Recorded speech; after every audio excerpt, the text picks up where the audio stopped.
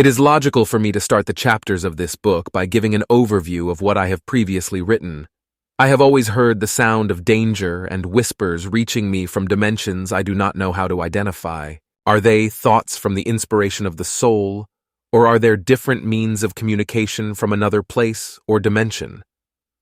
However, I felt that I had to convey these messages, even if I forget their contents, in order to convey other messages, just like a broadcaster addressing a radio with what he reads. This happened during the year 2002 AD when I established the first magazine on the internet and named it Ajrass.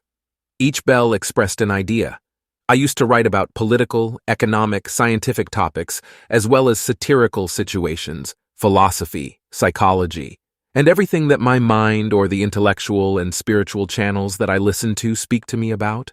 Then, one day, a close and loyal friend of authority advised me to stop, not because he doubted my loyalty to my religion, my country, and my superiors, but because some people might use it to sow doubts and use them to manipulate me when the time comes for my ideas to contribute to fixing what is corrupt and exposing the corrupt and the greedy who want to maintain the status quo and continue moving backward. I succeeded and lost with the cessation of 2 years of hard work, but luckily, we had kept some important articles and research.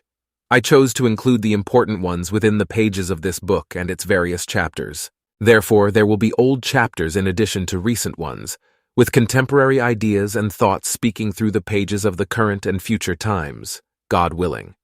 As for Ajrass, it went with the winds, and no one thanked me for the efforts I put into it. I will not forget that when I wrote its weekly topics, I did so during my travels to the city of Riyadh, whether by plane or car, or when I had the opportunity during my wait to meet a certain employee or a plane or a bus or any other means of waiting. I also carried the burden of paying the salaries of the employees responsible for editing texts and producing articles and the new weekly issues of Ajrass, all with only 2 employees. Let us compare that to what current magazines produce in terms of empty and silly topics and the unlimited resources they possess.